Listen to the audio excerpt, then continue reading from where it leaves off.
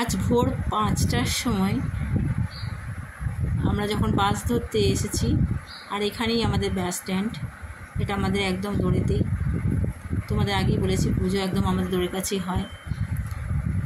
তো এইখানে বাস ধরতে এসে ভাবলাম যে 5:10 বাজে, 20-তে আমাদের বাস আছে, একটুখানি শ্যুট করি। প্যান্ডেলটা তো দিনের বেলা অনেক লোকজন থাকে, তার জন্য ভালো করে শ্যুট করা হয় না, তাই ভোর 5টার সময় দৃশ্যটা তো আমাদের দেখালাম। তারপর তো বাস পেয়ে গেলাম, বাসে উঠে গেলাম, ভালোভাবে সিট টিট পেয়ে গেছি, সুন্দর আসছি। আর বাইরের দৃশ্যটা তোমাদের একটুখানি শেয়ার করলাম। অনেকক্ষণ আগেই বাড়িতে এসে গেছি, বাড়িতে এসে গিয়ে তারপর তোমাদের দাদাভাই চিংড়ি মাছ এনে রেখেছিল, বাজার টাজার করে রেখেছিল, সেই এসে বাজারটা রান্নাটা করছি। তো যাই হোক, গুড আফটারনুন বন্ধুরা, খুব সিম্পল লাইফে তোমাদের অনেক শুভেচ্ছা আর ভালোবাসা জানিয়ে একটা নতুন ব্লগ শুরু করছি। তো আজকে পেঁয়াজ দিয়ে, আলু দিয়েই আর আদা জিরে বাটা দিয়ে আমি চিংড়ি মাছের তরকারি করব। আর এখানে এটাও, আর এই যে চিংড়ি মাছটা ভাজা হয়ে গেছে, চিংড়ি মাছের তরকারিটা করে নিচ্ছি। আজকে চিংড়ি মাছটা একটু আদা দিয়ে আর জিরে বাটা দিয়ে করছি, বুঝেছো? আজ আর সর্ষে পোস্ত দিচ্ছি না, এই প্রচণ্ড গরমে কিন্তু সর্ষে না খাই ভালো, তাই না? সর্ষে খেলে মানে যে হারে গরমটা পড়েছে, আমার মনে হয় এখন কদিন একটু সর্ষেটাকে বাদ দেওয়াই ভালো, তাই না? তো সেই জন্য জিরে আর আদা বাটা দিয়ে করছি। আর এটা একটু লাইটই হবে, খুব যে রিচ হবে তা হবে না, কিন্তু খেতে খুব টেস্টি হবে। ধনে পাতা দেওয়ার পর এমনি টেস্ট হয়ে যাবে। একটু মাখা মাখা করবো, কারণ ডাল আছে, তো ডাল আছে, চাটনি আছে, একটা কাঁচকলা আলু টালু সব কিছু দিয়ে একটা মিক্স তরকারি আছে, আর একটা আছে পনির ফ্রাই আছে। তো এইগুলোই মোটামুটি হয়ে যাবে এবেলা। তারপরে ওগুলোর কথা আবার দেখবো, ওগুলা কী করা যায়। কুমড়োর তরকারি কিছু একটা করবো রুটির সাথে। তো এই হচ্ছে আমার রান্না। ভাত তো ওইদিকে হয়ে গেছে, ভাত 1 ফুট হয়ে গেছে, এটাকে শুধু আমি ফ্যানটা ঝেড়ে নেব। চিংড়ি মাছের তরকারিটা হয়ে গেছে, ধনে পাতা দিয়ে গরম মশলা দিয়ে নাবিয়ে নিয়েছি। আর এটা হচ্ছে পনির ফ্রাই, আর এরকম টুকটাক অনেক তরকারি আছে, চাটনি আছে, এতেও একটা সবজি আছে, এতেও একটা কি সবজি আছে। যাই হোক, এই দিয়েই এখন হয়ে যাবে। আবার এখানে চাটনি করলাম, কতগুলো চাটনি। আমি তোমাদের দাদাভাইকে চাটনিটা এইটা বানিয়ে দিয়ে গেছিলাম, ও খায়নি, পুরো সেই রকমই রেখে দিয়েছে। আমি আবার জানি না, আমি আবার বানালাম।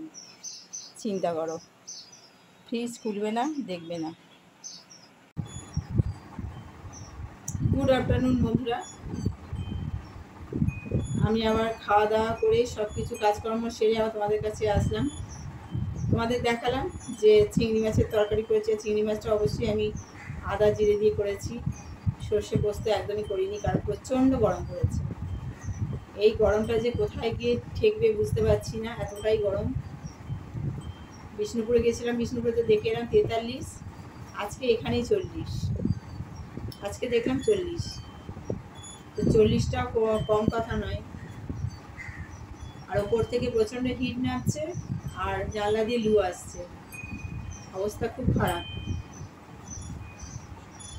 আর যারা বাইরে কাজ করছে তাদের অবস্থাটা একটু ভেবে দেখো, খুবই মানে তাদের জন্য কষ্ট হচ্ছে। আর কতটাই তারা সাবধানে কাজ করবে। কাজ তো করতে হবে, সবাইকে নিজেকে সাবধানেই রাখে, কিন্তু কাজ তো করতে হবে, তাই না? যা কিছু বলার নেই, তোমরা সবাই জানো আর বুঝতে পারছো। তোমাদের আমাদের বাড়ির সকলেই এরকম করেই কষ্ট করছে। তো তবে গরমটা অতিরিক্ত পড়লে না, তখন খুব খারাপ লাগে, ভীষণই খারাপ লাগে। মনে হয় কতক্ষণ এই গরমটা কাটবে, আর একটু বৃষ্টি হবে। তো বৃষ্টি তো হচ্ছেই না, ঝড়ও নেই, বৃষ্টিও নেই। তো ঝড় বৃষ্টি হলেও একটুখানি কমে। তো চলো, কিছু করার নেই, প্রকৃতি তো আর আমাদের হাতে নেই। প্রকৃতি নিজের মতন চলবে, সে আর কারোর কথায় চলবে না, যখন যেমন তখন তেমনভাবেই আমাদের কাটাতে হবে, তাই না? তো চলো পরে আবার তোমাদের সাথে কথা বলছি, এখন একটু রেস্ট নিয়ে নিই। আর এখন কি বলো তো, সবাই একটু একটু মানে কি বলবো, একটু মানে ঝোল ঝোল, যে আমের চাটনি নয়, যেটা আমের স্যুপ মতন ঝোল মতন একটা হয় না, ওটা খাবে, ওটাতে লু কম লাগবে। আর আর কাঁচা পেঁয়াজ, অবশ্যই কাঁচা পেঁয়াজ খাবে, যে কাঁচা পেঁয়াজ খেলে কিন্তু লুটা কম লাগবে।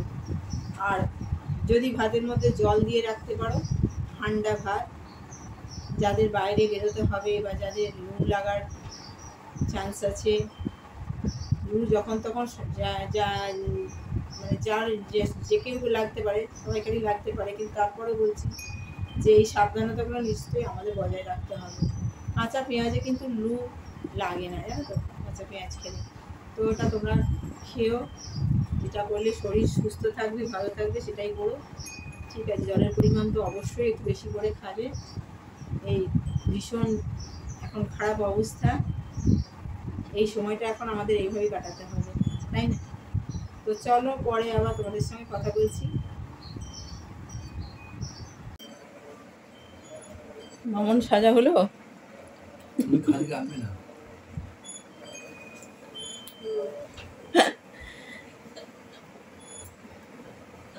ভাল লাগছে, হ্যাঁ শাড়িটা গর্জিয়াস আছে। দাদা সত্যি আমাদের চোখ হয়নি, দাদার সঙ্গে তুলে দিল। হ্যাঁ, তাই না? মামন আমার শাড়ি পরেছে আজকে, মামন ভেঙেছে। বলো তো, দেখো তাহলে আমি দেখো তোমার শাড়ি চেঞ্জ করি তো। কালারটা খুব সুন্দর না? তো মামন যাচ্ছে এখন 5 স্টার হোটেলে।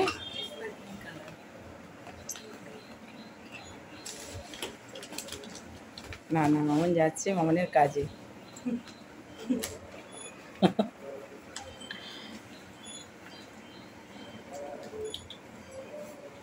হয়ে গেল সাইজ?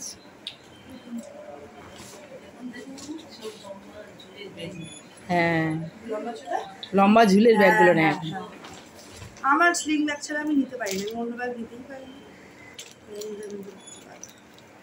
তো ঠিক আছে, চলো ও সেজে গুজে বেরোক, বা কাজে যাচ্ছে।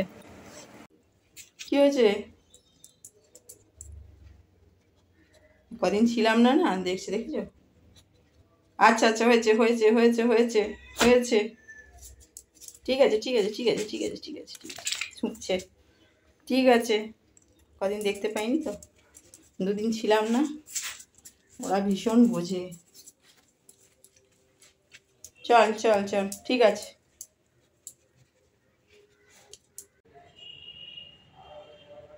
এখন গাছে দুবেলা জল না দিলে হয় না।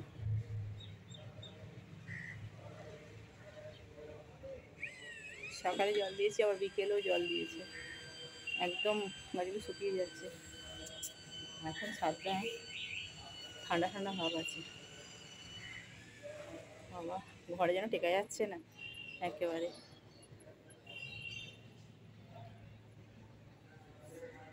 হাওয়া নেই কিন্তু ভালো লাগছে।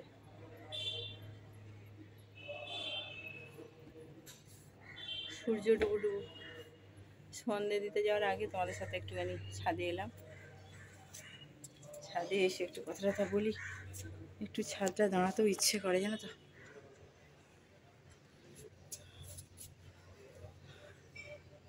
চতুর্দিকে দেখো গুম হয়ে আছে, শুনশান একেবারে, কোনো দিকে একটুখানি হাওয়া নেই, কোনো হাওয়া নেই। চলো নিচে যাই, সন্ধে দিতে হবে।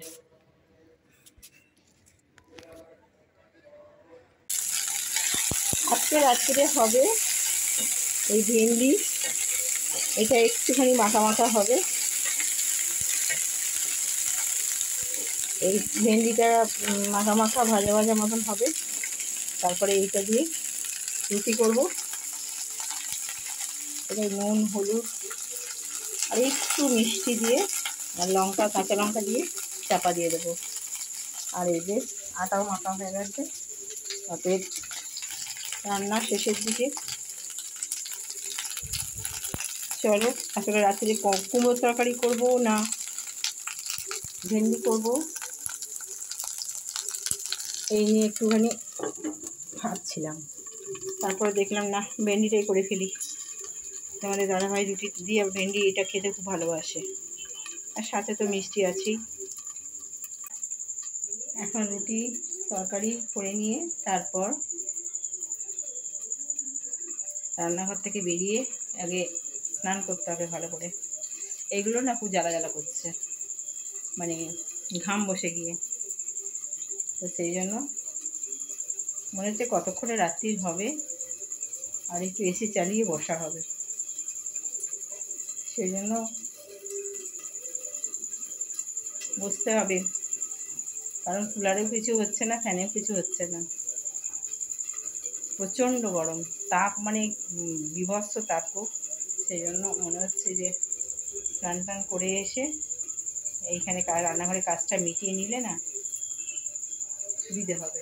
কারণ স্নান করে এসে রান্নাঘরে আর ঢুকতে ইচ্ছে করে না, তখন 3 গুণ আবার গরম বেড়ে যায়। আর এবারে গরমটা কী বলতো, ঘাম হচ্ছে না। তোমরা পুরনো বন্ধু যারা তারা সকলেই জানো যে আমি প্রচণ্ড ঘামি, আর আমি এই কথাটা বারবার বলি। কিন্তু এবারে গরমটাতে একটু ঘাম হচ্ছে না,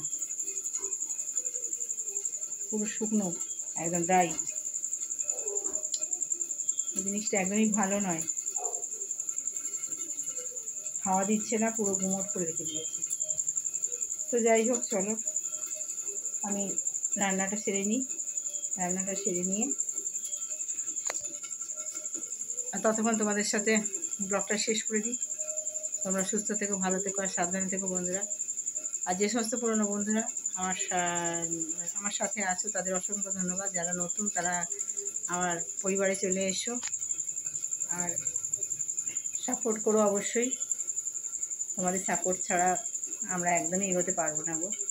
তো সেই জন্য তোমরা লাইক, শেয়ার, কমেন্ট করো, আর অবশ্যই পাশে থেকো বন্ধুরা। তো টাটা, গুড নাইট। কালকে নতুন ব্লগে দেখা হচ্ছে তোমাদের সাথে।